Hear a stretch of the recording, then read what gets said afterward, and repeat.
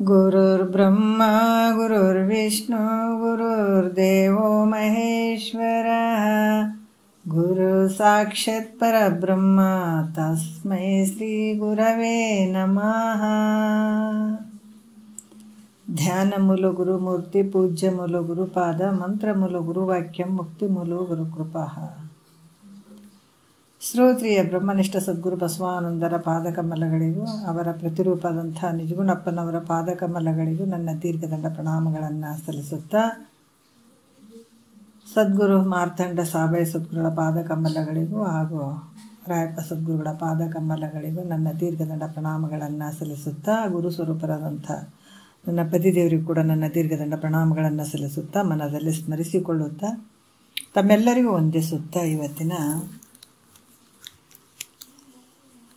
ನಿಜಗುಣರು ರಚಿಸಿದಂತಹ ಕೈವಲ್ಯ ಪದ್ಧತಿ, ಈ ಕೈವಲ್ಯ ಪದ್ಧತಿ ಒಳಗೆ ನಾವು ಶಿವಕಾರುಣ್ಯ ಸ್ಥಳದ ಕೊನೆಯ ನುಡಿಯನ್ನು ಪದವನ್ನು ನಾವು ನೋಡ್ತಾ ಇದ್ದೀವಿ. 28ನೇ ಪದ ಭಾಳಷ್ಟು ಅದ್ಭುತವಾಗಿ ಅವರು ಹೇಳ್ತಾ ಇದ್ದಾರೆ. ಶಿಷ್ಯನ ವಿಚಾರಗಳನ್ನೆಲ್ಲವನ್ನ ಕೇಳಿದರು.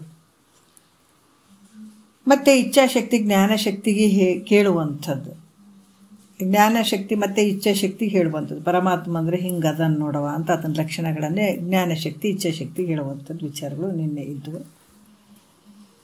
28ನೆಯ ಪದದಲ್ಲಿ ಕೂಡ ಭಾಳ ಅದ್ಭುತವಾಗಿ ಹೇಳ್ತಾರೆ. ಏನು ಹೇಳ್ತಾರೆ? ಈ ಒಂದು ಮುಕ್ತಿಯನ್ನು ಪಡ್ಕೊಳ್ಬೇಕಾದ್ರೆ ಈ ಮನಸ್ಸು ಅನ್ನುವಂಥದ್ದು ಭಾಳ ಮುಖ್ಯವಾಗಿರುವಂಥದ್ದು. ಈ ಮನಸ್ಸು ಒಂದು ಗದ್ದಲ ಮಾಡಿತಂದ್ರೆ ನೋಡ್ರಿ ಜನ್ಮನೇ ನಷ್ಟ ಮಾಡಿಬಿಡ್ತದೆ. ಜನ್ಮಾಂತರದಲ್ಲಿ ಈ ಮನಸ್ಸು ಅದು ಮಾತು ಕೇಳಲಾರ್ದಕ್ಕೆ ಮಹಾದೇವ್ ಆದದಕ್ಕಾಗಿ ನಮ್ಗೆ ಆನಂದ ನೆಮ್ಮದಿ ಸುಖ ಇಲ್ದಂಗೆ ಆಗ್ಯದ. ಇದಕ್ಕೆ ಮುಖ್ಯವಾದಂಥದ್ದು ಯಾವುದಂದ್ರೆ ಈ ಮನಸ್ಸು. ಇದು ಯಾವ ರೀತಿ ಅಂತಂದ್ರೆ ಬಂಧಕ್ಕೂ ಕಾರಣ ಆಗ್ತದೆ, ಮೋಕ್ಷಕ್ಕೂ ಕಾರಣ ಆಗುವಂಥದ್ದು ಇದೇ ಮನಸ್ಸು. ಬೇರೆದವ್ರ ಮನಸ್ಸಲ್ಲ, ನಮ್ಮ ಮನಸ್ಸೇ. ಇವತ್ತು ನಮ್ಮ ದುಃಖಕ್ಕೂ ತೊಗೊಂಡು ಹೋಗ್ತದೆ, ಸುಖಕ್ಕೂ ತೊಗೊಂಡು ಹೋಗುವಂಥದ್ದು. ದುಃಖದ ಕಡೆ ಮನಸ್ಸು ಮಾಡಿದರೆ ದುಃಖನೇ ಆಗುವಂಥದ್ದು, ಸುಖದ ಕಡೆ ನಾವು ಬೆನ್ನತ್ತಿದ್ರೆ ಸುಖನೇ ಆಗುವಂಥದ್ದು.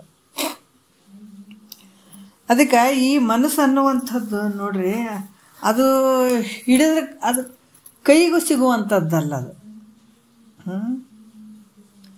ಅದು ಭಾಳಷ್ಟು ಗದ್ದಲ ಮಾಡುವಂಥ ಮನಸ್ಸು. ಅದಕ್ಕೆ ಮಹಾತ್ಮರು ಈ ಮನಸ್ಸಿನ ಸಲುವಾಗಿ ಭಾಳಷ್ಟು ವಿಚಾರ ಮಾಡಿದ್ರು. ಇದಕ್ಕೆ ಕೊನೆಗೇನಾದ್ರು ಏನು ಹೇಳಿದರು?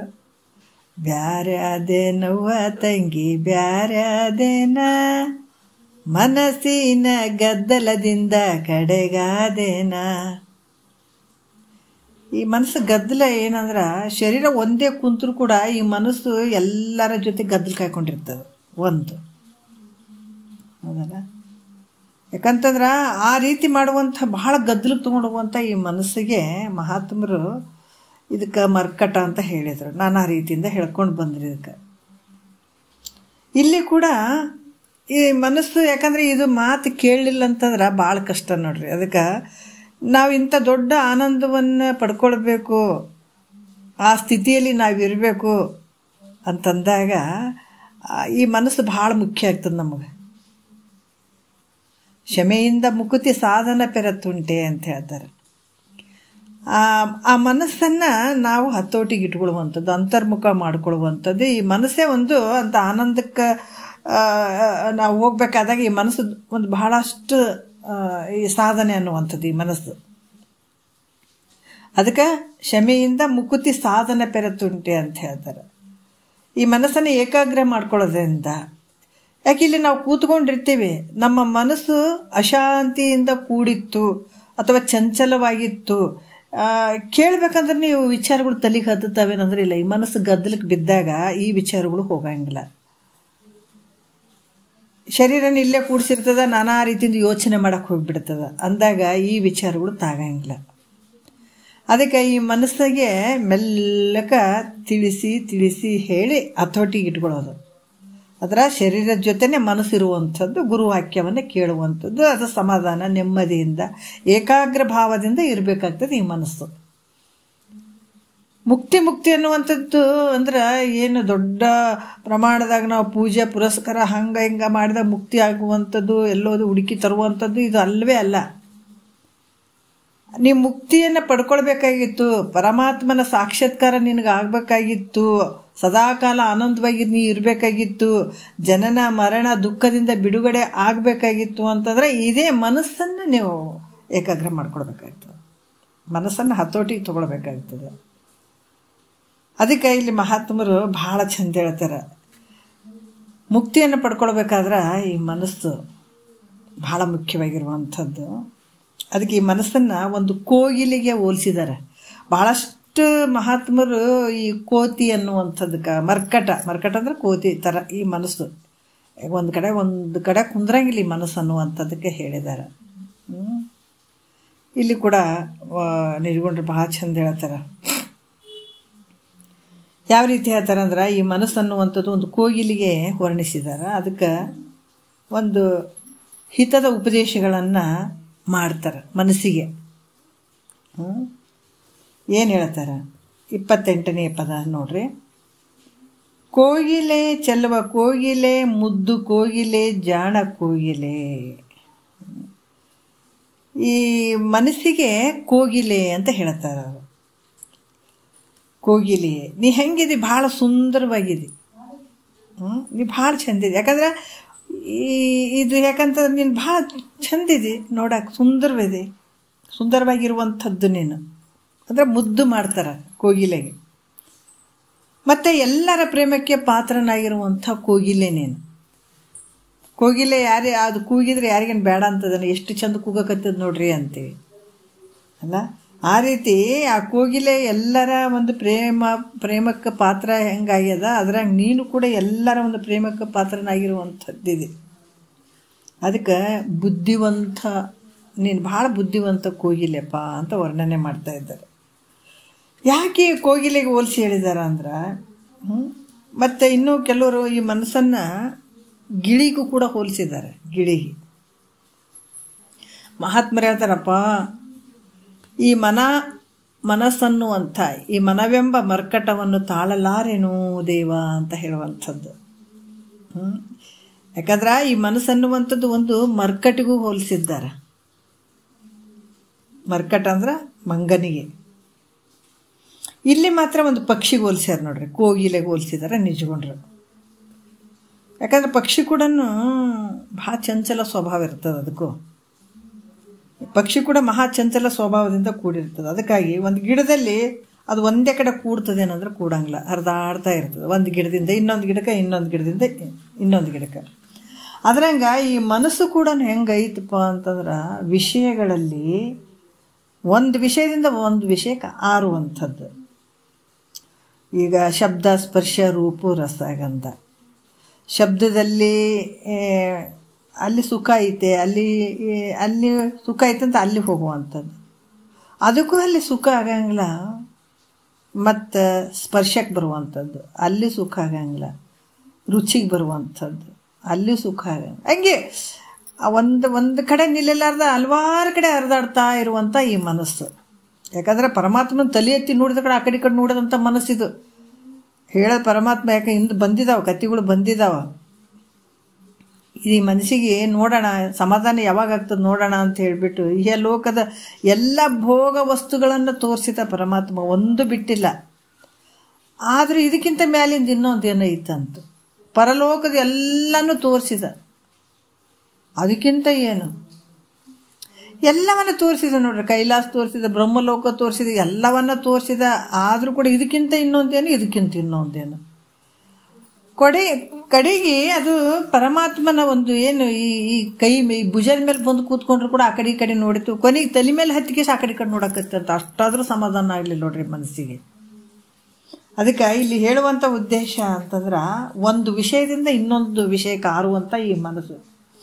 ಈ ಕಾರಣದಿಂದ ಕೋಗಿಲೆ ಅಂದರೆ ಒಂದು ಪಕ್ಷಿಗೆ ಹೋಲಿಸಿದಾರೆ ನಿಜಗೊಂಡ್ರು. ಯಾಕಂದ್ರೆ ಪಕ್ಷಿ ಕೂಡ ಒಂದು ಗಿಡದಾಗ ಕುಂದಿರ್ತದೇನಂದರೆ ಇಲ್ಲ, ಹಲವಾರು ಗಿಡಗಳನ್ನು ಹಾರುವಂಥದ್ದು. ಅದರಂಗ ಈ ಮನಸ್ಸು ಕೂಡ ವಿಷಯಗಳಿಂದ ಇನ್ನೊಂದು ವಿಷಯದಿಂದ ಇನ್ನೊಂದು ವಿಷಯಕ್ಕೆ ಹಾರುವಂಥ ಮನಸ್ಸು ಬಹಳ ಚಂಚಲವಾಗಿರುವಂಥದ್ದು. ಅದನ್ನು ವಶ ಮಾಡ್ಕೊಳ್ಬೇಕಾದ್ರೆ ಎರಡು ರೀತಿಯಿಂದ ಬರ್ತದೆ. ಮನಸ್ಸನ್ನು ವಶ ಮಾಡ್ಕೋಬೇಕಾದ್ರೆ ಎರಡು ರೀತಿಯಿಂದ ನಮಗೆ ಬರ್ತದೆ. ಒಂದು, ಅದ್ರ ಮೇಲೆ ಬಹಳಷ್ಟು ಪ್ರೇಮ ಮಾಡೋದ್ರಿಂದ,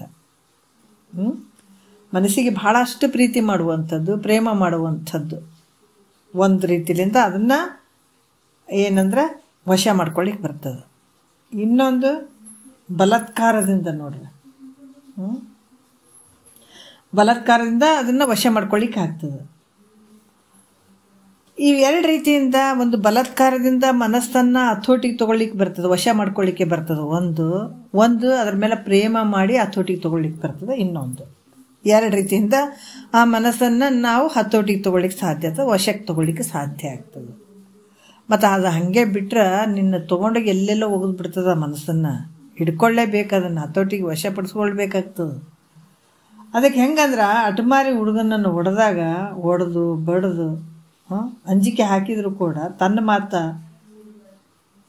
ಒಂದು ಹುಡುಗ ಯಾಕೆ ಭಾಳ ಹಠ ಮಾಡ್ತಿರ್ತದೆ, ಹೊಡೆದು ಬಡಿದು ಅದಕ್ಕೆ ನೋಡು ಇನ್ನೊಂದು ಸಲ ಮಾಡಿದ್ರೆ ನಾನು ಕೈ ಕಟ್ ಮಾಡಿಬಿಡ್ತೀನಿ, ಕಾಲು ಕಟ್ ಮಾಡಿಬಿಡ್ತೀನಿ, ಹಂಗೆ ಮಾಡ್ತೀನಿ ಹಿಂಗೆ ಮಾಡ್ತೀನಿ ಅಂತ ಅಂಜಿಕೆ ಮಾತು ಹಾಕೋದ್ರಿಂದ, ಅಂಜಿಕೆ ಹೇಳೋದ್ರಿಂದ ಅದು ಆ ರೀತಿ ಒಂದು ಹೆದರಿಕೆಯಿಂದ ಆ ಮನಸ್ಸನ್ನು ಹೆಂಗೆ ಹುಡುಗನ್ನ ಕಂಟ್ರೋಲ್ ಮಾಡೋಕ್ಕೆ ಬರ್ತದೆ, ಅದೇ ರೀತಿ ಕೂಡ ಈ ಮನಸ್ಸಿಗೂ ಬರ್ತದೆ. ಅಂದರೆ ಬಲಾತ್ಕಾರ ಮಾರ್ಗ ಹೋಗಬಾರ್ದು, ಅದು ತಿನ್ನಬಾರ್ದು, ಅದು ತಗೊಳ್ಬಾರ್ದು.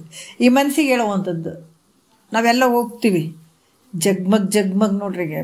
ನಾವು ಸಿಟಿ ಒಳಗೆ ಹೋದಾಗ ಅಲ್ಲಿ ಅಂಗಡಿಗಳು ನೋಡಬೇಕು, ಈ ಕಡೆ ತಿನಿಸುಗಳು ನೋಡಬೇಕು, ಬೇಕ್ರಿಗಳು ನೋಡಬೇಕು, ಬಟ್ಟೆಗಳು ನೋಡಬೇಕು, ಆಭರಣಗಳನ್ನು ನೋಡಬೇಕು, ನಾನಾ ರೀತಿಯಿಂದ ಇರ್ತಾವೆ. ಆದ್ರೆ ತಿನ್ನುವಂಥ ಒಂದು ಹೋಟೆಲ್ಗೆ ಅಥವಾ ಬೇಕ್ರಿ ಅವೆಲ್ಲ ಇದ್ದರೂ ಕೂಡ ತಿನ್ನಬಾರ್ದು. ಈ ಮನಸ್ಸು ತಿನ್ಬೇಕಂತ ಅನ್ನಿಸ್ತದೆ, ತಿನ್ನಬಾರ್ದು ಅಂತ ಹೇಳ್ಕೊಡೋದು ಮಹಾತ್ಮರಂಗನೇ ಹೇಳ್ಕೊಂಡಂಥದ್ದು. ಆ ರೀತಿಯಿಂದ ಬಲಾತ್ಕಾರದಿಂದ ಆ ಮನಸ್ಸನ್ನು ಒಂದು ಕಂಟ್ರೋಲ್ಗೆ ತಗೊಳ್ಳುವಂಥದ್ದು. ಇನ್ನು ಪ್ರೇಮದಿಂದ ಅದನ್ನು ದುಡ್ಡು, ಯಾಕಂದ್ರೆ ಈ ದುಡ್ಡು ಕೊಟ್ಟು ತನ್ನ ವಶ ಮಾಡ್ಕೊಳ್ಳಿಕ್ಕೂ ಬರ್ತದೆ. ಅದಕ್ಕೆ ಏನು ದುಡ್ಡು, ತಿನ್ನುವ ಜಿನಿಸುಗಳು ಅವೆಲ್ಲ ಕೊಟ್ಟು ಅದನ್ನು ಇದು ತಿಂದಿದ್ದೆಲ್ಲ ಇನ್ನೂ ಸ್ವಲ್ಪ ತಿನ್ನಬೇಡ, ತಿನ್ನು ಅಂತ ತಿನ್ನಿಸೋದು. ಅದಕ್ಕೆ ಏನೋ ಒಂದು ಅನ್ವಾಯದ ರೀತಿಯಿಂದ ಮುದ್ದು ಮಾಡಿ ಅದನ್ನು ಬಿಡಿಸುವಂಥದ್ದು. ಈ ರೀತಿ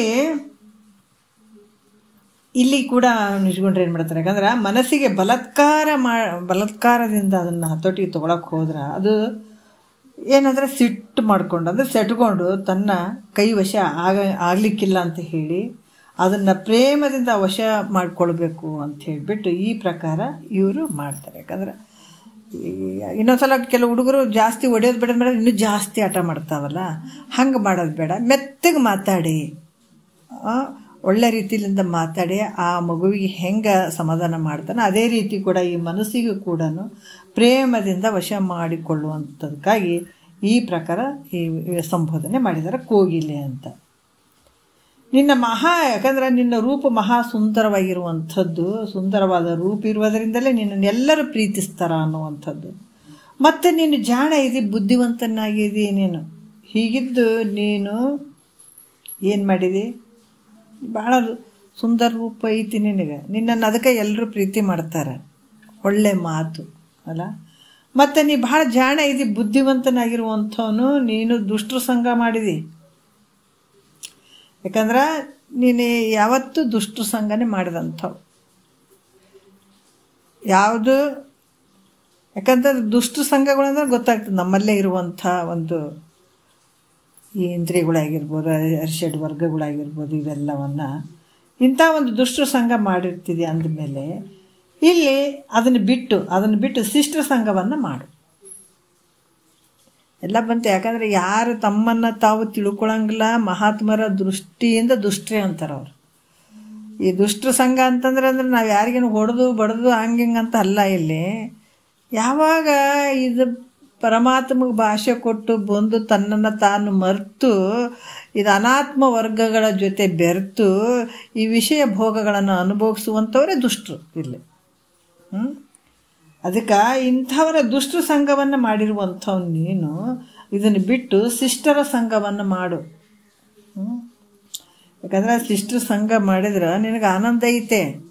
ಅದಕ್ಕೆ ಸತ್ಸಂಗತ್ವ ನಿಸ್ಸಂಗತ್ವ, ನಿಸ್ಸಂಗತ್ವ ನಿರ್ಮೋಹತ್ವ, ನಿರ್ಮೋಹತ್ವ ನಿಶ್ಚಿಂತತ್ವ, ನಿಶ್ಚಿಂತತ್ವ ಜೀವನ್ಮುಕ್ತ ಅಂತ ಹೇಳುತ್ತಾರೆ ಮಹಾತ್ಮ.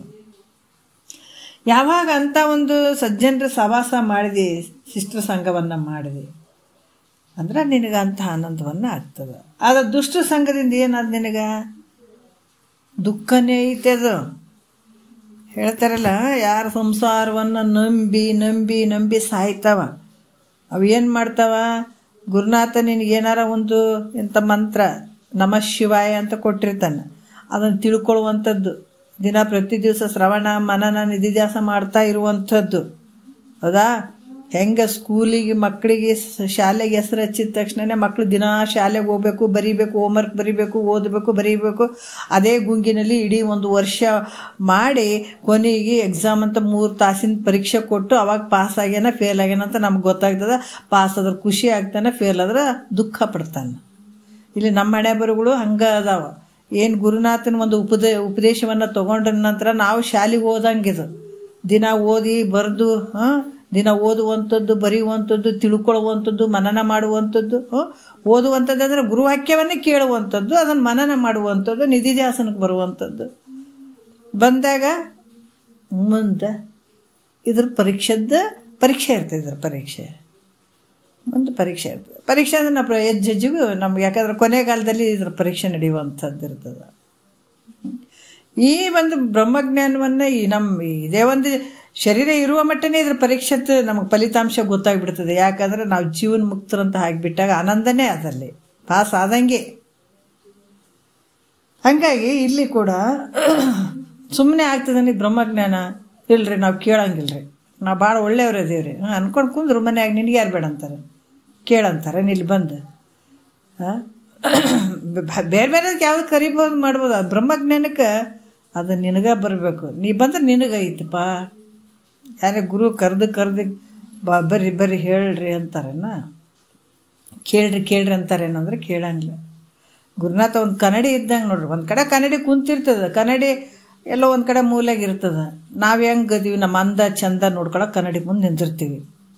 ನಮ್ಮ ಮುಖದಾಗ ಏನೇನು ಐತಿ ಏನೇನಿಲ್ಲ ಎಲ್ಲವನ್ನ ಕನ್ನಡಿ ತೋರಿಸ್ಕೊಡ್ತದೆ.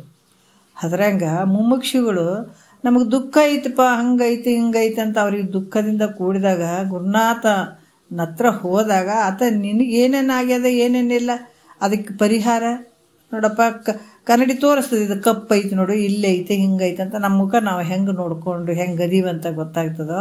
ಅದ್ರಾಗ ಸದ್ಗುರು ಮುಖಾಂತರ ನಾವು ಕೇಳಿದಾಗ ನಾವು ಹೆಂಗೆ ಅದೀವಿ ಅನ್ನೋದನ್ನು ನಮಗೆ ಗೊತ್ತಾಗ್ತದೆ ಅಷ್ಟೇ. ಕನ್ನಡಿ ಇದ್ದಂಗೆ ಕನ್ನಡಿ ಬಾ ಅಂತ ಕರಿತದೆ ನನ್ನ ಮನ್ಯಾಗ, ನಿಮ್ಮ ತೋರಿಸ್ತೀನಿ ಬರ್ರಿ ನಿಮ್ಮ ಮುಖವನ್ನು ಅಂತ ಕರೆಯಂಗಿಲ್ಲಲ್ಲ. ಅದ್ರಂಗೆ ಈ ಶ್ರೋತ್ರಿಯ ಬ್ರಹ್ಮನಿಷ್ಠ ಸದ್ಗುರು ಕೂಡ ನೀವು ಬರ್ರಿ ಯಾರು ಬರಲಿಲ್ಲ ತನ್ನ ಆನಂದದಾಗಿರ್ತಾನೆ, ಗೆದ್ದು ಬಿಟ್ಟಿರ್ತಾನೆ, ಆನಂದದಾಗಿರ್ತಾನೆ. ಬಂದವರಿಗೆ ಆಯ್ತಪ್ಪ ಬಂದಿದ್ದಾರ ಶರಣು ಅಂತ ಬಂದವರಿಗೆ ಬ್ರಹ್ಮ ಜ್ಞಾನವನ್ನು ಹೇಳಲೇಬೇಕನ್ನೋದೈತೆ. ಯಾಕಂದ್ರೆ ಆ ಕರುಣೆ ಅನ್ನುವಂಥದ್ದು ಇದೇ ಮುಖ್ಯ. ಅದಾದ ಬಿಟ್ಟು ಎಲ್ಲ ಶಿಷ್ಯರುಗಳು ತಿಳ್ಕೊಂಡ್ಬಿಡ್ತಾರೆ. ಇನ್ನು ನನ್ನಂಗೆ ಆಗಿಬಿಟ್ರಂದ್ರೆ ಹೆಂಗಪ್ಪ ಅಂತ ಗುರುನಾಥ ಹಂಗೇನಾರು ಮಾಡ್ಕೊಂಡ್ಬಿಟ್ನಂತಂದ್ರೆ ಅದು ಗುರುವಿಂದ ಲಕ್ಷಣವೂ ಅಲ್ಲ, ಆಮೇಲೆ ಶಿಷ್ಯನೂ ಉದ್ಧಾರ ಆಗಂಗಿಲ್ಲ. ಅಲ್ಲಿ ಕರುಣೆಯಿಂದ ಎಷ್ಟು ಸಾಧ್ಯ ಆಗ್ತದೆ ಅಷ್ಟು ಜನ್ಮವನ್ನು ಸಾರ್ಥಕ ಮಾಡ್ಕೊಳ್ಳಿ. ಈ ಮಾನವ ಜನ್ಮಕ್ಕೆ ಬಂದಿದೆ, ಅದಕ್ಕೆ ನರ ಜನ್ಮದಿಂದ ಹೆದೋಳು ಮಿಗಿಲುಂಟೆ ಅಂತ ಐತೆ. ಇದು ಕಳ್ಕೊಂಡ್ಬಿಟ್ರೆ ಮತ್ತೆ ಯಾವ ಜನ್ಮಕ್ಕೆ ಸಿಗುವಂಥದ್ದಲ್ಲ ಅಂತ ಒಂದು ಕರುಣೆಯಿಂದ ಹೇಳಿದಾಗ ಇದು ಅರ್ಥ ಆಗುವಂಥದ್ದಲ್ಲ. ಹಾಗಾಗಿ ಇಲ್ಲಿ ಕೂಡ ಗುರುನಾಥ ಹೇಳಿದಂಥ ವಿಚಾರವನ್ನು ನಾವು ಸ್ವಲ್ಪ ದುಷ್ಟರ ಸಂಘವನ್ನು ಬಿಡಬೇಕು. ಎಂಥ ದುಷ್ಟರ ಸಂಘ ಅಂದ್ರೆ ಲೌಕಿಕದಲ್ಲಿ ಬರೀ ಸಂಸಾರಕ್ಕೊಳಗಾಗಿರ್ತಾರೆ. ಇಲ್ರಿ ಇವತ್ತು ಗುರುಗಳು ಹಿಂಗೆ ಹೇಳ್ಯಾರ್ರಿ ಅಂತ ಏನಾರು ಹೇಳಿದ್ರೆ ಹಂಗೆ ಹೇಳ್ತಾರೆ ಬಿಡ್ರಿ, ಅವ್ರು ಹಂಗೆ ಹೇಳ್ತಾರೆ, ಏನು ಒಂದೇ ಸಲಕ್ಕೆ ಮಾತ್ಮರಾಗಿಬಿಡ್ತೀವೇನು ಅಂತಾರೆ. ಅದಾದ ಬಿಟ್ಟು ಏನು ಹಿಂಗೆ ಕೇಳಿದಾಗ ನಾವು ಅವ್ರಂಗಾಗಿ ಬಿಡ್ತೀವೇನು? ಅವ್ರ ಗುರುಗಳೇ, ನಾವು ಶಿಷ್ಯರೇ, ನಾವು ಹಿಂಗೇ ಸಾಯೋಣ, ಅವ್ರು ಹಂಗ ಹೋಗ್ಲಿ ಅಂತ ಅಂತಾರೆ. ಯಾಕಂತಂದ್ರೆ ಯಾವ ಜನ್ಮಕ್ಕೆ ನೀನು ಅಲಕ್ಷ್ಯ ಮಾಡಿದ್ರು ಕೂಡ ಯಾವ ಜನ್ಮದಲ್ಲೇ ಹೋದರೂ ಕೂಡ ಮತ್ತೆ ನೀನು ಮುಂದಿನ ಜನ್ಮ ಎಷ್ಟೇ ಜನ್ಮಗಳು ಬಂದ್ರೆ ಮತ್ತೆ ಇದಕ್ಕೆ ಬರಬೇಕಾಗ್ತದೆ. ಇದು ಬಿಟ್ಟದ್ದಲ್ಲ ಇದು. ಅದಕ್ಕೆ ಈ ರೀತಿ ಅಂಥವ್ರ ಸಂಘ ಬಿಟ್ಬಿಡು, ದುಷ್ಟರ ಸಂಘ ಬಿಡು. ಅದನ್ನು ಬಿಟ್ಟು ಶಿಷ್ಟರ ಸಂಘವನ್ನು ಮಾಡು. ಅದರಿಂದ ಏನಾಗ್ತದೆ, ದುಷ್ಟರ ಸಂಘದಿಂದ ಕೊನೆಗೆ ದುಃಖನೇ ಅದು ನಿನಗೆ. ಮತ್ತು ಇದನ್ನು ಬಿಟ್ಟು ಅಂದರೆ ಅನ್ಯಾಯವಾಗಿ ಬೆಲೆ ಕಟ್ಟದೇ ಇರುವಂಥ ದಿವಸಗಳನ್ನು ಕಳ್ಕೊಂಡ್ಬಿಡ್ತೀಯಲ್ಲ. ರೊಕ್ಕ ರೂಪಾಯಿ ಮನೆ ಮಂದಿರ ಎಲ್ಲಟು ಮಾಡ್ಕೋಬೋದು ನೀನು, ಯಾವ ಸಂದರ್ಭದಲ್ಲಿ ಕೂಡ ನೀನು ಮಾಡ್ಕೊಳ್ಳಿಕ್ಕೆ ಬರ್ತದದು. ಆದ್ರೆ ಕಳೆದಂಥ ದಿವಸಗಳನ್ನು ನೀನು ಎಷ್ಟು ರೊಕ್ಕ ಕೊಟ್ಟರೆ ಸಿಗ್ತದ ನಿಮಗೆ? ಆಯುಷ್ಯದಲ್ಲಿ ಒಂದೊಂದು ಕ್ಷಣ ಕೂಡ ಕ್ಷಯ ಆಗಕತ್ತದ. ನಮಗೆ ಭಯ ಆಗಬೇಕು, ಇಷ್ಟು ಆಯುಷ್ಯದಾಗ ಇನ್ನೂ ಇಷ್ಟು ಉಳಿಯುತ್ತಲ್ಲ, ಇನ್ನೂ ಒಂದಿಷ್ಟು ಉಳಿಯುತ್ತಲ್ಲ ಅಂತ ನಮಗೆ ಭಯ ಆಗಬೇಕು. ಅದಕ್ಕೆ ಇಲ್ಲಿ ಕೂಡ ಮಹಾತ್ಮರು ಹೇಳ್ತಾರ, ನೀನು ಇವನ್ನ ಬಿಟ್ಬಿಟ್ಟು ದುಷ್ಟರ ಸಂಘವನ್ನು ಬಿಡು, ಶಿಷ್ಟರ ಸಂಘ ಮಾಡು. ಅಲ್ಲಿ ದುಷ್ಟರ ಸಂಘ ಎಷ್ಟು ಮಾಡ್ಕೊತ ಹೋಗ್ತೀವಿ ಅಷ್ಟು ದುಃಖಕ್ಕೊಳಗಾಗ್ತಿದ್ವಿ, ಹೋಗ್ತಿದೆ ಹಂಗೆ ಅದಗೂ ಅಂತ. ಆದರೆ ಶಿಷ್ಟರ ಸಂಘ ಎಷ್ಟು ಮಾಡ್ತೀವಿ ಅಷ್ಟು ಮೇಲ್ಮಟ್ಟಕ್ಕೆ ಬರ್ತಿದೆ, ಅಷ್ಟು ಆನಂದದ ನಿನಗೆ. ಅದಕ್ಕಾಗಿ ಶಿಷ್ಟರ ಸಂಘವನ್ನು ಮಾಡು. ಅದರಿಂದ ನೀನು ಅದನ್ನು ಬಿಟ್ಟುಬಿಡು, ದುಷ್ಟರ ಸಂಘವನ್ನು ಬಿಡು. ಹೌದು, ನಾನು ಯಾರ ಸಂಘವನ್ನು ಮಾಡಿದ್ದೇನೆ ಅಂತ ಅಂದರೂ ಕೂಡ ಇಲ್ಲಿ ನಾನಾ ರೀತಿಯಿಂದ ಹೇಳ್ತಾರೆ. ಒಳಗಿನ ಸಂಘ ಹೊರಗಿನ ಸಂಘಗಳು ಇರ್ತವೆ. ಒಳಗೆ ನಮ್ಮ ಕಾಮ ಕ್ರೋಧ ಮದ, ಅದಕ್ಕೆ ದುಷ್ಟರ ಸಂಘ ಇದು. ಅವ ಜನ್ಮಾಂತರದ ಈ ಸಂಘ ಫಸ್ಟು ಮಾಡಿದ್ದು. ಅರಿಷಡ್ ವರ್ಗಗಳು ಮೊದಲು ವಿಚಾರ ಬಂತು ನೋಡ್ರಿ. ಯಾಕಂದ್ರೆ ಈ ರೀತಿ ಈ ದುಷ್ಟರ ಸಂಘ ಅಂತಂದ್ರೆ ಮತ್ತೆ ಇವರು ಏನು ಹೇಳ್ತಾರೆ ಅದನ್ನು ಕೇಳ್ಕೊಂತ ಹೋಗೋದು. ಅದು ಬೇಕಂದ್ಗಾನೆ ಹೌದು ಹೌದು ಅನ್ನೋದು, ಇದು ಬೇಕಂದ್ಗಾನೆ ಅದು ತೊಗೊಳಕ್ಕೆ ಪ್ರಯತ್ನ ಪಡುವಂಥದ್ದು. ಅದಕ್ಕೆ ಇಲ್ಲಿ ಕೂಡ ನಾನು ಯಾರು ಸಂಘ ಮಾಡಿದ್ದೀನಿಪ್ಪ ನೀವು ಹಂಗೆ ಹೇಳಕತ್ತೀರಿ ಅಂತಂದ್ರೆ, ಹೌದು ನೀನು ಮಾಡಿದೆಲ್ಲ ಮನಸ್ಸು ಹೇಳ್ತದೆ. ನಾನು ಯಾರು ಸಂಘ ಮಾಡಿದ್ದೀನಿ ಅಂದ್ರೆ, ನೀ ಕಾಮನ ಸಂಘ ಮಾಡಿದಿ. ಕಾಮ ಅಂದ್ರೇನು? ಅಪೇಕ್ಷೆ ಪಡುವಂಥದ್ದು, ಯಾವುದೋ ಒಂದು ವಸ್ತುವಿನ ಅಪೇಕ್ಷೆ ಪಡುವಂಥದ್ದು, ಅದ್ರ ಸಂಘ. ಯಾಕಂದ್ರೆ ಅದರಿಂದನೇ ಎಲ್ಲಷ್ಟು ಬರ್ತಾವೆ.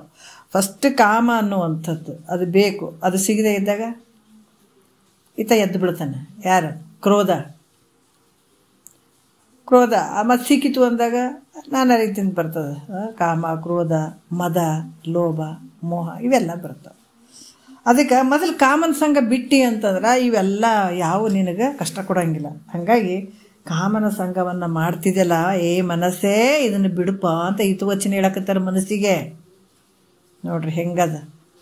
ಅದನ್ನು ಬಿಟ್ಟುಬಿಡು. ಕಾಮನ ಸಂಘ ಅದು ಬೇಕು ಇದು ಬೇಕು, ಸಾಯವರೆಗೆ ಬರೀ ಇದ್ರ ಸಂಘ ಮಾಡಿ ನೀನು ತೃಪ್ತಿ ಇರ್ಲಾರ್ದಂಗೆ ಹೋಗ್ತಿದ್ದಿ. ಅದಕ್ಕೆ ಕಾಮನ ಸಂಘ ಬಿಡು. ಅದು ಬೇಕು ಬೇಕು ಬೇಕು ಅನ್ನುವಂಥದ್ದು ಮೊದಲು ತೆಗೆದಾಕು. ಎಷ್ಟು ಕೊಟ್ಟರೆ ಸಮಾಧಾನ ಆಗಿತ್ತು. 100 ರೂಪಾಯಿ ಕೊಟ್ರೆ 200 ಅಂತದ, 1000 ಕೊಟ್ರೆ ಒಂದು ಹೇಳ್ತಾರೆ 10,000 ಅಂತದ, 50,000 ಅಂತದ, 1 ಕೋಟಿ ಅಂತದ. 1 ಕೋಟಿಗೆ ಸಮಾಧಾನ ಆಯ್ತು ಆಗ್ಯದನ್ನ ಯಾರ್ಯಾರ? ಇನ್ನು 2 ಕೋಟಿ 3 ಕೋಟಿ 4 ಕೋಟಿ ಲೆಕ್ಕನೇ ಇಲ್ಲ. ಅದಕ್ಕೆ ತಳ ಇಲ್ಲದ ಪಾತ್ರೆ ಇದು. ಇದಕ್ಕೆ ಯಾವತ್ತೂ ಸಮಾಧಾನ ಆಗಂಗಿಲ್ಲ. ಅದಕ್ಕೆ ಅದರಿಂದ ಬೀಳಕ್ಕೆ ಹೋಗಬೇಡ. ಬಿದ್ದಿ ಅಂದ್ರೆ ನೀನು ನಾಶ ಆಗ್ತಿದಿ. ಅದಕ್ಕೆ ಆ ದುಷ್ಟ ಸಂಘ ಬಿಟ್ಟುಬಿಡಪ್ಪ ಅಂತ ಮನಸ್ಸಿಗೆ ಹಿತವಚನ ಹೇಳುವಂಥದ್ದು ನೋಡ್ರಿ. ಅದಕ್ಕೆ ಇಲ್ಲಿ ಕೂಡ ಏನು ಹೇಳ್ತಾರ, ಇನ್ನು ಕಾಮನ ಸಂಘವನ್ನು ಪರಮಾತ್ಮನ ಸಂಘವನ್ನು ಮಾಡು ಅಂತ ಹೇಳಿ, ಕಾಮನ ಸಂಘವನ್ನು ಬಿಟ್ಟು ಪರಮಾತ್ಮನ ಸಂಘ ಮಾಡು. ಎಷ್ಟು ಅದ್ಭುತವಾಗಿ ಹೇಳ್ತಾರೆ ನೋಡ್ರಿ. ಅದನ್ನು ಸಂಘ ಮಾಡಿದ್ರೆ ನಿನಗೆ ಆನಂದ ಆಯಿತು. ಇದು ಇಂಥವ್ರ ದುಷ್ಟ ಸಂಘ ಬಿಟ್ಬಿಡು, ಅದರಿಂದ ನಿನಗೆ ತೃಪ್ತಿ ಇಲ್ಲ. ನಿನಗೆ ನಮ್ಮ ಅನುಭವಕ್ಕೆ ಅದಾವಿಲ್ಲ. ಮುಂಜಾನೆಯಿಂದ ಮಲಗೋವರೆಗೂ ಯಾವುದ್ರಾಗ ತೃಪ್ತಿನೇ ಇರೋಂಗಿಲ್ಲ. ಆಯಿತಾ, ಹುಟ್ಟಿನಿಂದ ಸಾಯೋವರೆಗೂ ಇದಕ್ಕೇನು ತೃಪ್ತಿನೇ ಇಲ್ಲ. ಇನ್ನು ಇಷ್ಟು ಉದ್ದ ಲಿಸ್ಟ್ ಮಾಡ್ಕೊಂಡು ಹೋಗ್ತೀವಿ ನಾವು ಹೋಗ್ಬೇಕಾದ್ರೆ. ಇಲ್ಲಿ ಕೂಡ ಹೇಳ್ತಾರೆ ಏನಂದ್ರೆ, ಮನಸ್ಸಿಗೆ ಮತ್ತೆ ಉಪದೇಶ ಮಾಡ್ತಾರೆ. ಏನು ಇಲ್ಲಿ ಯಾವ ರೀತಿ ಮಾಡ್ತಾರೆ ಅಂತಂದ್ರೆ, ಹಿಂದೆ ತಪದೋಳು ಈಶನ್ ಒಂದಿರಲ್ ನೋಡ್ರಿ. ಹಿಂದೆ ತಪದೋಳು ಈಶನು ಒಂದಿರಲ್, ಹೆಚ್ಚು ಬೆಂದ ಕಾಮನ ಬಿಟ್ಟು ಕೂಗಿಲೆ, ಬಂದು ಬೇಗದಿ ಬಾಲೇಂದು ಧರನ ಕೂಡಿ ಕುಂದದೆ ನೀ ಬಾಳು ಕೂಗಿಲೆ ಎನ್ನುವಂಥ ವಿಚಾರ.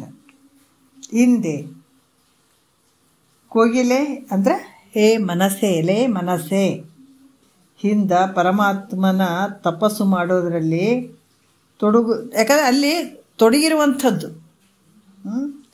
ಯಾಕಂದ್ರೆ ತಪಸ್ಸು ಮಾಡೋದರಲ್ಲಿ ತೊಡಗಿರುವಂಥದ್ದು. ಇಲ್ಲಿ ಏನಾಗ್ತದೆ ಅಂತಂದ್ರೆ ಈ ದುಷ್ಟಾದಂಥ ಕಾಮ ಅಂದ್ರೆ ಮನ್ಮಥ. ಇಲ್ಲಿ ದುಷ್ಟನಾದಂಥ ಕಾಮ ಅಂತಂದರೆ ಏನೇ ಒಂದು ವಸ್ತುಗಳು, ಕಾಮ ಅಂದರೆ ಒಂದನ್ನೇ ತಿಳ್ಕೊಳ್ಳುವಂಥದ್ದಲ್ಲ, ಈ ಒಂದು ಏನಾರ ವಿಷಯಗಳ ಅಪೇಕ್ಷೆ ಮಾಡುವಂಥದ್ದು ಈ ಕಾಮನಿಂದನೇ. ಇಲ್ಲಿ ಕೂಡ ಏನು ಹೇಳ್ತಾರ, ಪಂಚಬಾಣಗಳನ್ನು ಬಿಡುವಂಥದ್ದು. ಯಾರಿಗೆ? ಕಾಮನು ತನ್ನ ಪಂಚ ಪ್ರಕಾರವಾದ ಬಾಣಗಳನ್ನು ಬಿಟ್ಟು. ಪಂಚ ಪ್ರಕಾರವಾದಂಥ ಬಾಣಗಳು ಯಾವಂದ್ರೆ ಅರವಿಂದ, ಅಶೋಕ, ನವಮಲ್ಲಿಕ, ಸೂತ, ನೀಲೋತ್ಪಲ ಅಂತ 5 ಬಾಣಗಳು. ಯಾವುದು? ಮನ್ಮಥನ ಬಾಣಗಳು. ಈ ಸರ್ವರನ್ನು ದುಃಖಿಗಳನ್ನಾಗಿ ಮಾಡ್ತಾನೆ ನೋಡ್ರಿ. ಪಂಚ ಪ್ರಾಣಗಳನ್ನು ಬಿಟ್ಟು ಇದನ್ನ ಕೆಲಸನೇ ಇದೆಲ್ಲ. ಆಕಿ ರತಿದೇವಿ ಏನಂದ್ರೆ ಭಾಳ ಶಿವನ ಭಕ್ತಳು ಇರ್ತಾಳೆ. ಮನ್ಮಥನ ಹೆಂಡತಿ ಭಾಳ ಪೂಜೆ ಮಾಡ್ತಿರ್ತಾಳೆ, ಶಿವನ ಭಕ್ತಿ ಇರ್ತಾಳೆ. ಮನ್ಮಥಿಗೆ ಯಾವಾಗ ಸುಟ್ಟು ಬಿಡ್ತಾನ ಪರಮಾತ್ಮ, ಆವಾಗ ಆಕಿನ ಹೋಗಿ ಪರಮಾತ್ಮನ ಪಾದ ಇಡ್ತಾಳಪ್ಪ, ನಾನು ನಿನ್ನ ಭಕ್ತಳದೀನಿ, ಯಾವಾಗಲೂ ನಿನ್ನನ್ನು ಸ್ಮರಣೆ ಮಾಡ್ತಾ ಇದ್ದೀನಿ, ನನ್ನ ಗಂಡಿಗೆ ನೀನು ಸಾಯಿ ಹೊಡೆದು ನಾನು ಏನು ಮಾಡಲಿ, ನಿನ್ನ ಪಾದ ಬಿಡಂಗಿಲ್ಲ ಅಂತ ಗಟ್ಟಿಯಾಗಿ ಹಿಡ್ಕೊಂಡಾಗ ಪಾಪ ಅದಗೂ ಇದನ್ನಿಸ್ತದೆ.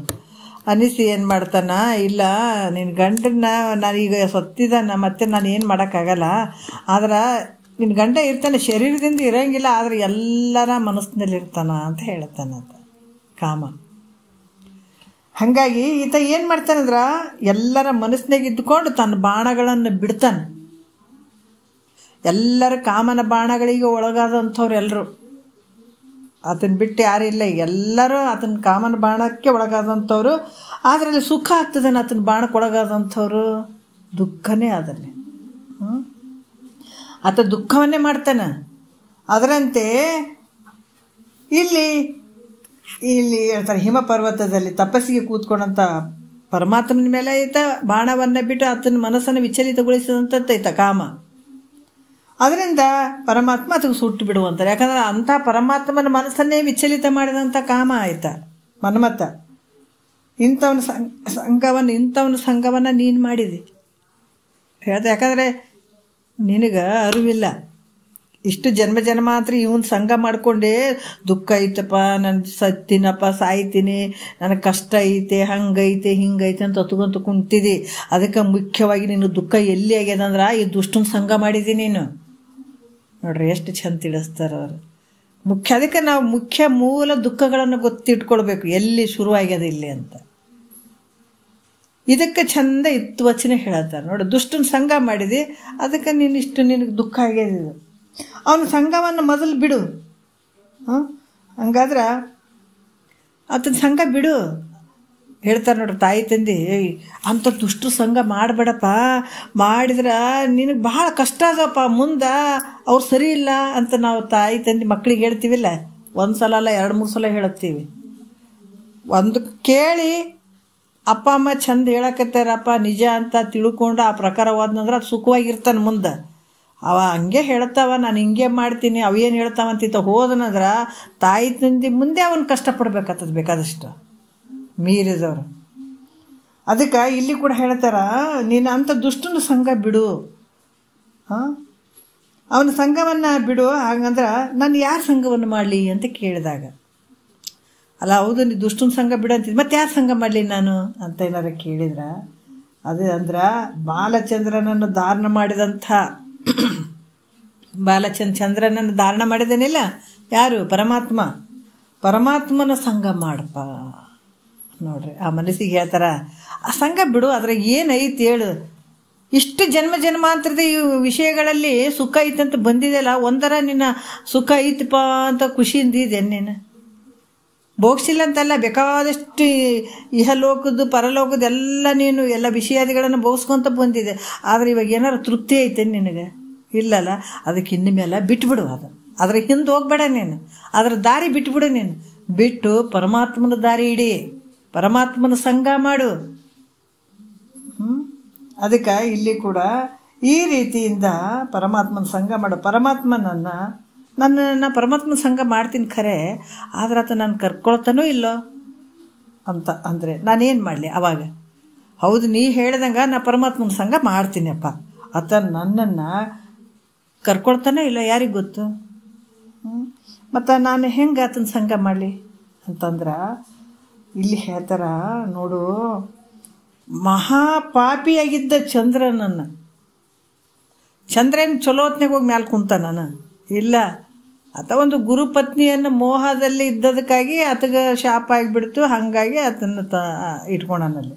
ಅದಕ್ಕೆ ಅಂಥ ಮಹಾಪಾಪಿಯಾಗಿದ್ದಂಥ ಚಂದ್ರನ ತನ್ನ ತಲೆಯಲ್ಲಿ ಧಾರಣ ಮಾಡಿದಾನಂದ್ರೆ ಮತ್ತು ನಿನ್ನ ಬಿಡ್ತಾನೆ ನನ್ನತ್ತ? ನಿನ್ನ ಯಾವತ್ತೂ ಬಿಡಂಗಿಲ್ಲ. ಹಾಗಾಗಿ ಯಾವತ್ತೂ ನಿನ್ನ ಕೈ ಬಿಡಂಗಿಲ್ಲ, ಪರಮಾತ್ಮನ ಸಂಘ ಮಾಡಪ್ಪ ಅಂತ ಈ ಮನಸ್ಸಿಗೆ ಹಿತವಚನ ಹೇಳ್ತಾ ಇದ್ದಾರೆ ಮಹಾತ್ಮರು. ಯಾಕಂದ್ರೆ ಈ ರೀತಿಯಾಗಿ ಈ ಒಂದು ಭಾಳಷ್ಟು ವಿಷಯವನ್ನು ಇಲ್ಲಿ ಹೇಳುತ್ತಾರೆ. ಮತ್ತು ಪರಮಾತ್ಮನು ಚಂದ್ರನನ್ನು ತನ್ನ ತಲೆಯಲ್ಲಿ ಹ್ಯಾಕೆ ಧಾರಣೆ ಮಾಡಿದ ಅಂತಂದ್ರೂ ಕೂಡ ಇದು ಇವಾಗ ಹೇಳ್ದಂಗೆ, ಯಾಕಂತಂದ್ರೆ ಆತ ಗುರುಪತ್ನಿಯನ್ನು ಮೋಹ ಮಾಡಿದದಕ್ಕಾಗಿ ಹಾಗಾಗಿ ಆತನ ತಲೆ ಮೇಲೆ ಇಟ್ಕೊಂಡು, ಯಾಕಂದ್ರೆ ಭಾಳಷ್ಟು ಕರುಣಾಶಾಲಿಯಾಗಿದ್ದಾನೆ ಪರಮಾತ್ಮ. ಅದರಿಂದ ನೀನು ಅವನ ಸಂಘ ಮಾಡಿದ್ದೆ ಆದ್ರೆ ಮನಸ್ಸನ್ನು ಆತ ನಿನಗೆ ಭಾಳಷ್ಟು ಆನಂದವಾದಂಥ ಮಾರ್ಗಕ್ಕೆ ಕರ್ಕೊಂಡು ಹೋಗ್ತಾನಪ್ಪ. ಅದಕ್ಕೆ ಪರಮಾತ್ಮನ ಒಂದು ಸಂಘವನ್ನು ಮಾಡು ಅಂತ ಇಲ್ಲಿ ಹೇಳ್ತಾರೆ ಅವರು. ಮತ್ತಿನ್ನೂ ಒಂದು ಹೇಳ್ತಾರೆ ಅವರು, ಏನಂತಂದ್ರೆ ಕಾಮನು ಮುನಿಗಳು ಮತ್ತು ಮನುಗಳನ್ನು ಸಹ ಭ್ರಷ್ಟನಾಗಿ ಮಾಡಿದ್ದಾನೆ. ಈ ಮನಸ್ಸು ಈ ಕಾಮ ಹೆಂಗೆ ಅದನಂತಂದ್ರೆ ಎಂತೆಂಥ ಮುನಿಗಳನ್ನಾಗಿರ್ಬೋದು, ಆಮೇಲೆ ಮನುಗಳನ್ನಾಗಿರ್ಬೋದು, ಅವ್ರನ್ನೆಲ್ಲ ಭ್ರಷ್ಟನನ್ನಾಗಿ ಮಾಡಿದ್ದಾನೆ ಈತ ಕಾಮ. ಅದರಿಂದ ಅವ ಬಹಳ ದುಷ್ಟ ಆಗಿದ್ದಾನೆ ಕಾಮ ಅನ್ನೋಂಥದ್ದ. ಆ ಕಾರಣದ ಆತನ ಸಂಘವನ್ನು ಬಿಟ್ಟುಬಿಡು ಅನ್ನುವಂಥದ್ದನ್ನು ಈಗ ಮತ್ತು ಮುಂದೆ ಉಪದೇಶ ಮಾಡ್ತಾರೆ ಅವರು 2ನೇ ನುಡಿಯಲ್ಲಿ. ಮನು ಮುನಿಗಳ ನೀತಿಯನ್ನು ಕೆಡಿಸುವ ದುಷ್ಟ ಮನಸ್ಸಿಜನನು ಮೀರಿ ಕೋಗಿಲೆ ಘನಪದವನ್ನು ತನ್ನ ನೆನೆವರಿಗೊಲಿದೀವ ಧನದ ಮಿತ್ರನು ಸಾರು ಕೋಗಿಲೆ ಅಂತ ಇಲ್ಲಿ ಹೇಳ್ತಾರೆ. ಏನು ಹೇಳ್ತಾರೆ? ಕೋಗಿಲೆ ಎಲೆ ಮನಸ್ಸೇ ನೋಡ್ರಿ, 14 ಮಂದಿ ಮನುಗಳು, 14 ಮಂದಿ ಮನುಗಳು ಎಷ್ಟು ಜನ ಅದರ? ಸ್ವಯಂಭೂ ಅಂದ್ರೆ ಮೊದಲಾದ 14 ಮಂದಿ ಮನುಗಳು ಅದಾರ. 88 ಕೋಟಿ ಮುನಿಗಳು ಅದಾರ ನೋಡ್ರಿ. ಇವರೆಲ್ಲರೂ ಒಳ್ಳೆ ರೀತಿಯಿಂದ ಆಚರಣೆ ಮಾಡ್ತಾರಪ್ಪ, ಒಳ್ಳೆ ಆಚರಣೆದಲ್ಲಿ ಇದ್ದಾರೆ, ಆಚಾರ ವಿಚಾರದಲ್ಲಿ ಅದಾರ. ಯಾಕಂತಂದ್ರೆ ಅವರ ಆಚರಣೆಯನ್ನು ನಾಶ ಮಾಡುವ ನೋಡ್ರಿ, ಯಾಕಂತಂದ್ರೆ ಅವರ ಆಚರಣೆಯನ್ನು ನಾಶ ಮಾಡುವಂಥದ್ದು ದುರ್ಜನದ ಮನ್ಮಥನನ್ನು ನೋಡ್ರಿ. ಯಾಕಂತಂದ್ರೆ ಎಲ್ಲ ಒಂದು ಮನುಗಳು ಮುನಿಗಳನ್ನು ಅವರ ಒಂದು ನಿಷ್ಠೆಯನ್ನು ಎಲ್ಲವನ್ನ ಹಾಳು ಮಾಡುವಂಥದ್ದು. ಯಾಕಂದರೆ ಇಂದ್ರ ನೋಡ್ರಿ, ದೇವತೆಗಳಲ್ಲಿ ಕೂಡ ಇಂದ್ರನಿಗೆ ಮನಸ್ಸು ಯಾವ ರೀತಿ ಆಯಿತು? ಅಹಲ್ಯೆಯ ಸಲುವಾಗಿ ಆತ ಕೂಡ ಶಾಪಕ್ಕೆ ಒಳಗಾಗಬೇಕಾಯಿತು. ನಹುಷ ಇಂದ್ರನ ಪತ್ನಿಯನ್ನು ಮೋಹಿಸಿ ನಹುಷ ಕೂಡ ಒಂದು ಸರ್ಪಾಗಿ ಬಿದ್ದ. ಹೌದಾ? ಹೇಳುವಂಥದ್ದು ಇಲ್ಲಿ ಕೂಡ ಕೆಲವೊಂದು ವಿಚಾರಗಳಲ್ಲಿ ಹೇಳ್ತಾರೆ. ಚಂದ್ರ ಕೂಡ ಯಾವ ರೀತಿ ಇದಕ್ಕಾಗಿ ಆ ಥರ ಒಂದು ಕೆಟ್ಟ ಹೆಸರನ್ನು ಒತ್ಕೊಂಡ. ಇಲ್ಲಿ ಏನು ಹೇಳ್ತಾರೆ? ಇಲ್ಲಿ ಇಂಥ ಮನ್ಮಥ ಎಂಥೆಂಥವರಿಗೆ ಒಂದು ಆಚರಣೆಯನ್ನು ನಾಶ ಮಾಡಿದಾನ. ಅದಕ್ಕೆ ದುರ್ಜನನಾದ ಮನ್ಮಥನನ್ನು ನೀನು ಬಿಟ್ಟು ಎಲೆ ಮನಸ್ಸೇ ಶ್ರೇಷ್ಠವಾದ ಪದವಿಯನ್ನು ಪಡ್ಕೊ. ಯಾಕಂತಂದ್ರೆ ಅಂಥ ಒಂದು ಶ್ರೇಷ್ಠವಾದ ಪದವಿಯನ್ನು ತನ್ನನ್ನು ಧ್ಯಾನಿಸುವಂಥವರಿಗೆ ಈ ಕೊಡುವಂಥವನು ಪರಮಾತ್ಮ ಅಂತ. ಯಾಕಂದ್ರೆ ಈ ಧನದ ಮಿತ್ರ ಯಾರು? ಕುಬೇರ ಪರಮಾತ್ಮನ ಗೆಳೆಯ ಕುಬೇರ. ಅದಕ್ಕೆ ಕುಬೇರನಿಗೆ ಗೆಳೆಯನಾದಂಥವನು ಯಾರು? ಪರಮಾತ್ಮ. ಅಂಥ ಪರಮಾತ್ಮನ ನೀನು ಕಾಣು, ಅಂಥದನ್ನು ಸಂಘ ಮಾಡು ಅನ್ನುವಂಥ ವಿಚಾರ. ಯಾಕಂದ್ರೆ ದುಷ್ಟ ಆದಂಥ ಯಾರು? ಮನ್ಮಥ. ಎಂತೆಂಥವ್ರಿಗೆ ಆತ ಹಾಳು ಮಾಡಿದಾನೆ, ಆತನ ಬೆನ್ನು ಹತ್ತಬೇಡ. ಅದಕ್ಕೆ ಆತನ ಬಿಟ್ಟು ಪರಮಾತ್ಮನ ಸಂಘ ಮಾಡು. ಪರಮಾತ್ಮನ ಸಂಘ ಮಾಡಿದಂದ್ರೆ ಆತ ಹಾಳಾಗ್ತಾನೆ, ಆತ ನಾಶ ಆಗ್ತಾನೆ. ಜಗತ್ತಿನೊಳಗೆ ಮನ್ಮಥನನ್ನು ಸುಟ್ಟಂಥವ್ರು ಯಾರೂ ಇಲ್ಲ. ಎಲ್ಲರ ಆತನ ಕೈಯಾಗ ಸಿಕ್ಕೊಂಡು ಬಿದ್ದು ಒದ್ದಾಡಿ ಒದ್ದಾಡಿ ಒದ್ದಾಡಿ ಸುತ್ತಿದ್ದಾರೆ. ಆದ್ರೆ ಮನ್ಮಥನ ಕಾಟದಿಂದ ತಪ್ಪಿಸ್ಕೊಳ್ಬೇಕಾದ್ರೆ ಪರಮಾತ್ಮನ ಸಂಘ ಮಾಡಬೇಕು. ಅದಕ್ಕೆ ಮನ್ಮಥನಿಗೆ ವೈರಿ ಆದಂಥವ್ನು ಯಾರು? ಪರಮಾತ್ಮನೇ. ಇಲ್ಲಿಗೆ ಬರಬೇಕು ನಾವು. ಮತ್ತೆ ಎಲ್ಲಿ ಹೋದ್ರೂ ಕೂಡ ನಮಗೇನಿಲ್ಲ ಅಲ್ಲಿ. ಯಾವ ಒಂದು ನೆಮ್ಮದಿ ಸುಖ ತೃಪ್ತಿ ಅನ್ನೋದು ಇರೋಂಗಿಲ್ಲ. ಯಾವಾಗ ಪರಮಾತ್ಮನ ಸಂಘ ಮಾಡಿದಾಗ ಇದು ಸಿಗುವಂಥದ್ದು. ಪರಮಾತ್ಮ, ಯಾಕಂದರೆ ಮನ್ಮಥನಿಗೆ ವೈರಿ ಆದಂಥವ್ನ್ಯಾರು? ಪರಮಾತ್ಮ ಒಬ್ಬನೇ. ಹಾಗಾಗಿ ಇಲ್ಲಿ ಹೇಳುವಂಥದ್ದು. ಮತ್ತು ಇಲ್ಲಿ ಮುಂದಿನ ಹೇಳ್ತಾರೆ ವಿಚಾರ. ಏನು ಹೇಳ್ತಾರೆ? ನಲ್ಲರ ನಗಲಿದ ಮೆಲ್ಲೆದೆಯರ ಕೊಲ್ಲುವ ಪುಲ್ಲಶರನ ಪಿಂಗಿ ಕೋಗಿಲೆ ಎಲ್ಲ ಜೀವರಿಗೆಲ್ಲ ಎರವಿಲ್ಲದ ಒಲವೀವ ಬಲ್ಲ ಭವನೋಳು ಇರು ಕೋಗಿಲೆ ಎನ್ನುವಂಥದ್ದು ಇಲ್ಲಿ ಹೇಳುತ್ತಾರೆ. ನಲ್ಲರ ನಗಲಿದ ಅಂದ್ರೆ ಪತಿಯಂದಿರನ್ನ ಅಗಲಿದ. ಇಲ್ಲೇನು ಹೇಳ್ತಾರೆ? ಮನ್ಮಥನು ಸ್ತ್ರೀಯರನ್ನು ಸಹ ಹಿಂಸೆ ಮಾಡ್ತಾನೆ ಅನ್ನುವಂಥ ವಿಚಾರವನ್ನು ಹೇಳ್ತಾರೆ ಇಲ್ಲಿ. ಈ ಮನ್ಮಥ ಏನು ಮಾಡ್ತಾನೆ? ಸ್ತ್ರೀಯರನ್ನು ಕೂಡ ಹಿಂಸೆ ಮಾಡ್ತಾನೆ. ಮನಸ್ಸೇ ಇಲ್ಲಿ ಕೂಡ ಏನು ಹೇಳ್ತಾರ ಅಂತಂದ್ರೆ, ಈ ಪ್ರತಿಯೊಬ್ಬರಿಗೆ ತನ್ನ ಬಾಣಗಳನ್ನು ಬಿಡ್ತಾನೆ. ಯಾರು? ಮನ್ಮಥ. ಅದಕ್ಕೆ ಅಂಥ ಬಾಣಗಳನ್ನು ಬಿಡುವಂಥ, ಹಿಂಸೆಯನ್ನು ಮಾಡುವಂಥ ಕಾಮನನ್ನು ಬಿಟ್ಟು, ದುಷ್ಟನಾದಂಥ ಕಾಮನನ್ನು ಬಿಟ್ಟು ಎಲ್ಲ ಜೀವಿಗಳಿಗೆ ಭೇದವಿಲ್ಲದೆ ಎಲ್ಲ ಜೀವಿಗಳಿಗೆ ಭೇದವಿಲ್ಲದೆ ಅವರವರ ಇಷ್ಟಾರ್ಥಗಳನ್ನು ಕೊಡ್ತಕ್ಕಂಥವ್ನು ಯಾರಪ್ಪ ಅಂದ್ರೆ ಪರಮಾತ್ಮ. ಅದರಿಂದನೇ. ಯಾಕಂದ್ರೆ ಇಷ್ಟು ದಿವಸ ಏನು ಬೆನ್ನತ್ತಿ ಹೋಗಿ ದುಃಖ ಆಗ್ಯದ ಅಂತೇಳಿ ಇದು ಮನಸ್ಸು ಹಲವಾರು ಜನ್ಮಾಂತರದಲ್ಲಿ ಈ ಮನಸ್ಸು ಕಾಮನ ಬೆನ್ನತ್ತೇ ಇವತ್ತು ದುಃಖ ಪಡುವಂಥದ್ದಾಗ್ಯದ. ಅದಕ್ಕೆ ಮೊದಲು ಆ ದುಷ್ಟದನ್ನು ನೋಡಿ ಮೊದಲು ಬಿಟ್ಕೊಂಡ್ಬಿಡು. ಏನು ಹೇಳ್ತಾರ? ಮೊದಲು ಆತ ದುಷ್ಟದನ್ನು ಆತನ ಬಿಟ್ಕೊಂಡು ನೀನು ಪರಮಾತ್ಮನ ಆಶ್ರಯವನ್ನು ಮಾಡ್ಕೋ ಅಂತ ಹೇಳುವಂಥದ್ದು. ಮನಸ್ಸಿಗೆ ಭಾಳಷ್ಟು ವಿಚಾರ ಬಂದಿದ್ದಾವೆ. ಯಾಕಂದ್ರೆ ಈ ಮನಸ್ಸನ್ನು ಒಂದು ಸಲಕ್ಕೆ ನಮ್ಗೆ ಇಟ್ಕೊಳಕ್ಕಾಗ್ತದೆ ಅಂದ್ರೆ ಅಲ್ಲ.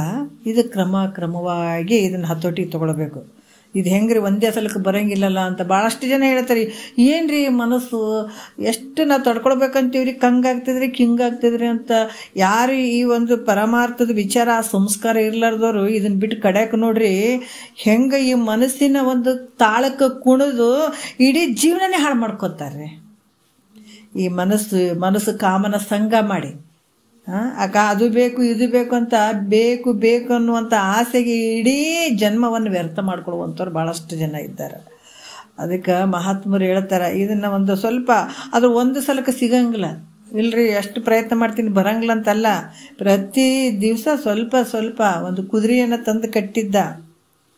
ಇದೇ ಪ್ರಶ್ನೆನೇ ಶಿಷ್ಯ ಪ್ರಶ್ನೆ ಮಾಡಿದ್ದ ಗುರುಗಳೇ ಇದು ಮನಸ್ಸನ್ನು ಹೆಂಗೆ ಕಂಟ್ರೋಲ್ ಮಾಡಬೇಕು, ಹತೋಟಿಗೆ ವಶ ಹೆಂಗೆ ಮಾಡ್ಕೋಬೇಕು ಈ ಮನಸ್ಸನ್ನು ಅಂತ ಕೇಳಿದಾಗ ಗುರುಗಳ ಜೊತೆ ನಾವು ಯಾತ್ರೆ ಮಾಡೋದು ಒಂದು ಅನುಭವನೇ ಬೇರೆ ಇರ್ತದೆ. ನೋಡುವಂಥ ಅವ್ರ ನೋಟ ಇಡೀ ಬ್ರಹ್ಮಮಯ ಕಾಣ್ತಾ ಇರ್ತದೆ. ಅವ್ರ ನೋಟ ನೋಡಿ ಒಳ್ಳೆ ಅನುಭವದ ವಾಕ್ಯಗಳು ಅವ್ರ ಬಾಯಿಂದ ಬಂದಾಗ ಅಲ್ಲಿ ನಾವು ಯಾವುದೋ ಒಂದು ಗ್ರಂಥದಲ್ಲಿ ನೋಡಿ ಹೇಳ್ಬೇಕನ್ನೋದಲ್ಲ ಅಥವಾ ಏನೋ ಒಂದು ತಿಳ್ಕೊ ಹಾಗಲ್ಲ. ಗುರು ಹೆಂಗೆ ಹೇಳ್ತಾನೆ ಅಲ್ಲಿ ವೇದವಾಕ್ಯನೇ ಇರ್ತದ. ಅಥವಾ ಪ್ರಾಕ್ಟಿಕಲ್ಲಾಗಿ ನಮಗೆ ವಿಷಯಗಳನ್ನು ತಿಳಿಸ್ತಾನೆ.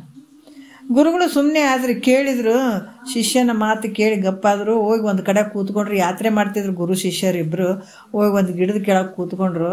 ಅಲ್ಲಿ ಒಬ್ಬನು ಕುದುರೆ ಮೇಲೆ ಹತ್ತಿ ಅದಕ್ಕೆ ನೀರು ಕುಡಿಸ್ಬೇಕಂತ ಸೇದಿ ಬಾವಿ ಮೇಲೆ ಆ ಕುದುರೆಯನ್ನು ಇದು ಮಾಡ್ದ.